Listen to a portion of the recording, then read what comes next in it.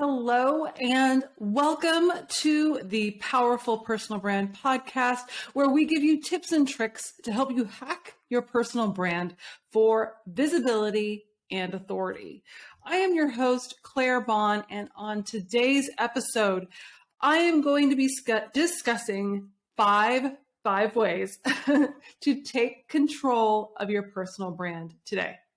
5 ways that you can take control of your personal brand today. So if you don't have a pen and paper, I highly recommend it. You will want to write these down. These are things you can do today. You can do them in like 30 minutes. You can do them right now. So please do yourself a favor and write down these tips because you will definitely want to take note and get started. All right.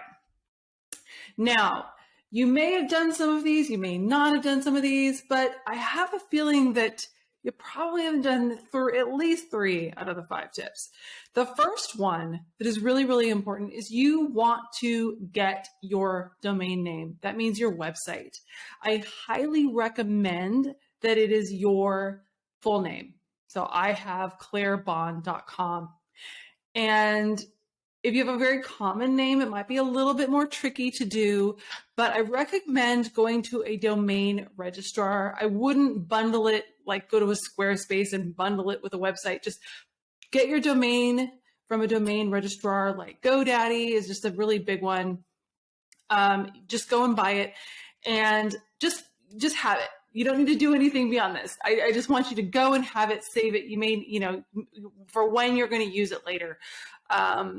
But just go and do it. It may have been on your mind. I know a lot of people have it on their mind. Oh yeah, I should do that.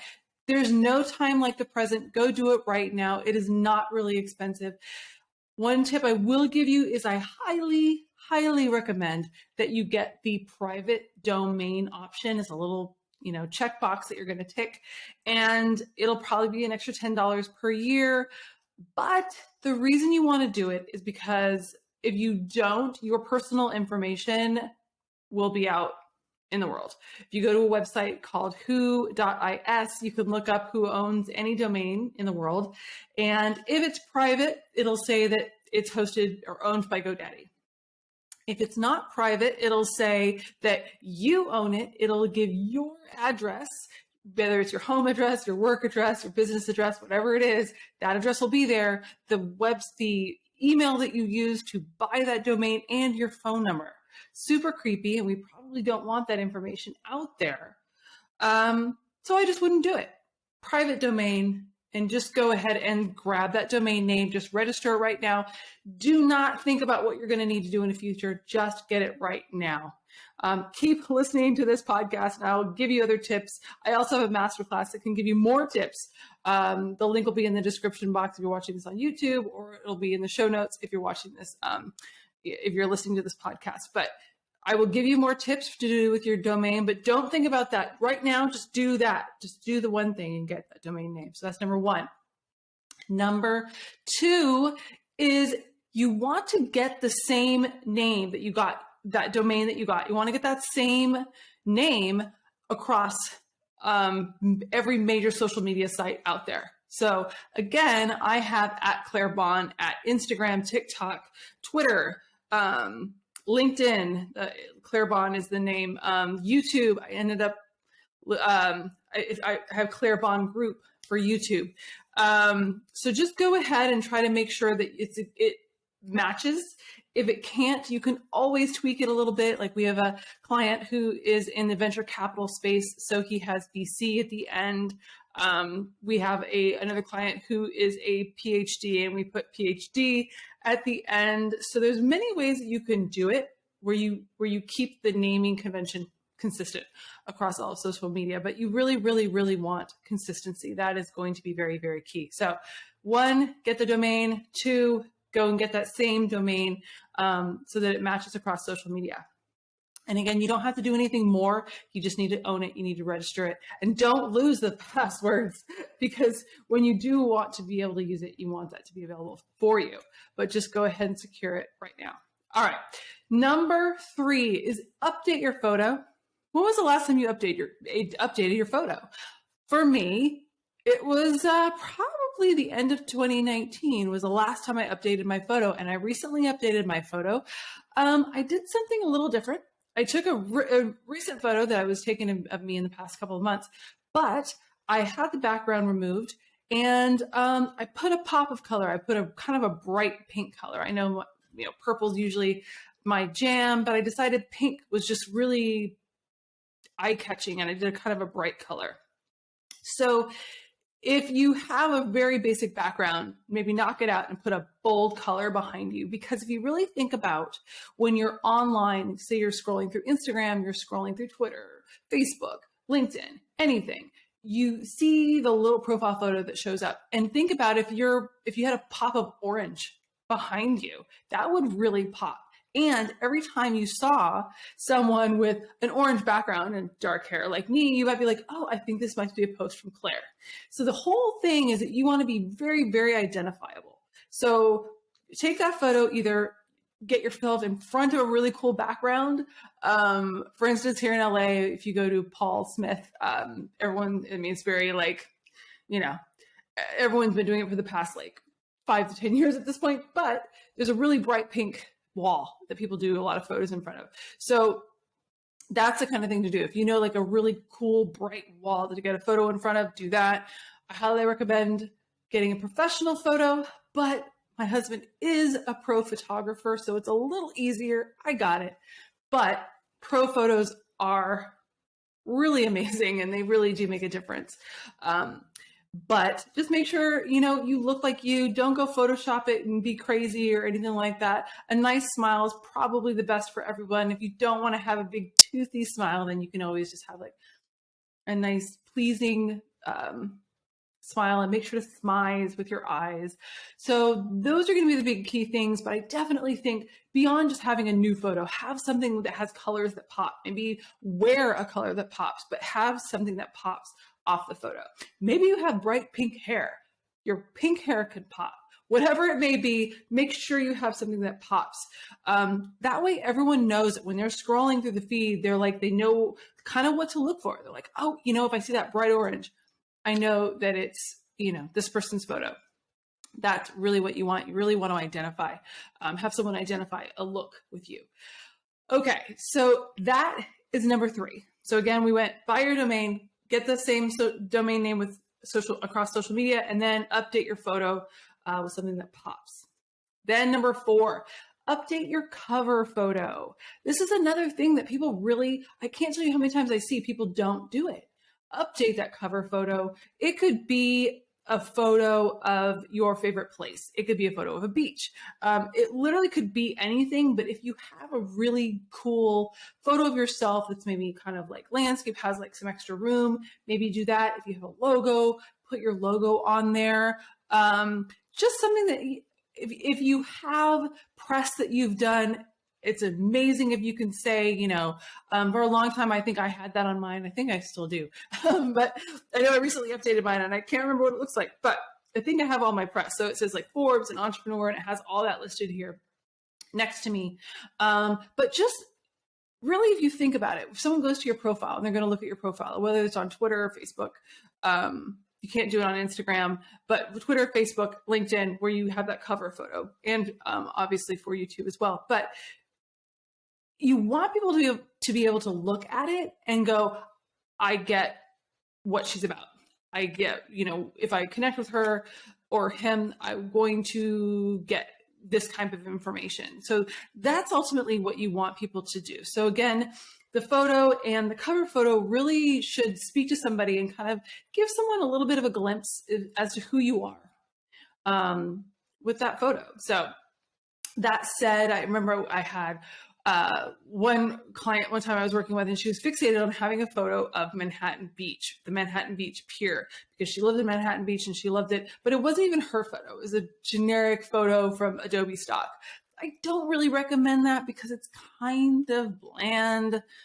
I would recommend something if it's your photo of you in it, just something that says a little bit more about you would be better. That's just my 2 cents on that. So then we go to number 5. And number 5 would be to update your bio. So on Twitter, Facebook, Instagram, LinkedIn, you have that really short little, LinkedIn, they call it the header, just a really short little bio. Make sure it still resonates and it really speaks to who you are right now in this very moment. Because maybe it's been a while. So who are you? What type of information do you share? Make sure that it's up to date. And, I really think a lot of what you do with that really short bio is give people some information on what they'll get essentially by connecting with you, by following you. And if you have any social proof, like several of our clients have Ivy League degrees, whether it's Harvard, Wharton, MIT, something like that. So you could say like MIT grad or something like that. You want that kind of social proof. So it says like, I do this, but I've also got a really, cool degree as well. So maybe something that went to that school might want to connect with you. It also just kind of gives you that bit of social proof. I know that I see a lot of people that will say like, X LinkedIn, X Facebook. Again, it gives people a little bit of that social proof. Like if you want to leverage these big tech jobs into another job or to a startup job or something like that, you might want to have that as social proof to say, hey, I worked for these companies. I can work, I did amazing things here and I learned a lot and I can help you while you're bootstrapping. So just think about how you can formulate, these few characters that you have for these short bios and really let people know who you are and what type of information you're going to share. And if they want to connect with you, if they want to talk to you about an opportunity or something like that, what sort of opportunities should they bring kind of your way, right? But by you kind of telling them what you've done, your experience, and type of information that you're going to share. I know that really says a lot, but it really does make a lot of sense. And, while I'm here, I'm going to see if I can find my bio. And my bio says helping entrepreneurs and executives get industry recognition and increase deal flow through their personal brand. So that's the type of information that I'll share. Some of my clients will have, shorter bullet points because they have a lot of expertise and a lot of social proof. So that's kind of the way that you would formulate that. So it really depends on what you are. Like, obviously I'm an entrepreneur, so I might speak to the type of people I want to connect with, my ideal clients and that sort of thing. And that's what my bio will say without being too salesy. But if you're an executive, you want to talk about your experience and the kind of all the amazing things that you've done and things that you're an expert in, because that is really going to make people want to connect with you, whether it's press, someone wants you on a podcast. So really just think about how succinctly you can get across who you are and what you're about in this bio. That's the best way to put it. All right. One way that I thought about it was like the old school executive summary, which some people say to get rid of on your resume. Think of it kind of like that, a little bit shorter, but that's essentially what you're going for. It was the whole executive summary. So those are the 5 things you could do right now. It'll take, 30 minutes, maybe a little more, but don't overthink it. But let's just review them one more time. So buy that domain name, use a registrar like GoDaddy, don't bundle, and get the private domain registration. Number 2, get that same domain and secure it across as your social media handle off on every social media platform you can possibly think of. Don't worry about what you're going to do with it right now. Just go ahead and secure them for the future.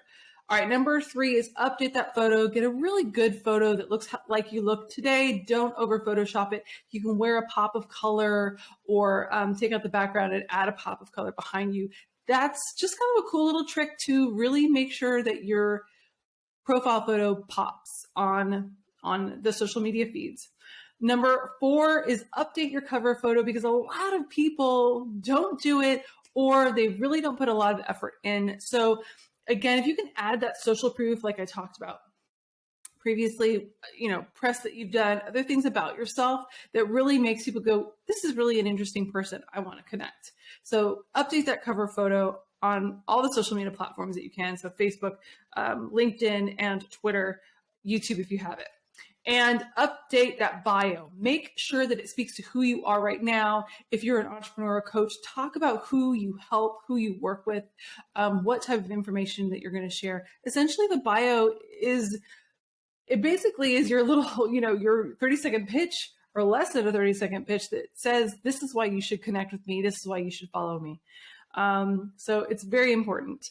But I don't want you to overthink it. So don't overthink it so much that you get kind of stuck in analysis paralysis. That is really, really key. But these are the things that I really want you to do since it's the first week of January 2022. And these are some fairly simple things that you can do right now to improve your personal brand. So there you have my tips. And, let me know in the comments. What are some things that you want me to tackle? What are some struggles that you're currently having with your personal brand? I would love to know and love to put it in a future episode. And thank you so much for being here and watching. Please give it a thumbs up and subscribe if you're on YouTube. And please, download this podcast if you are listening to this on Apple. And I thank you so much. And I will see you next time.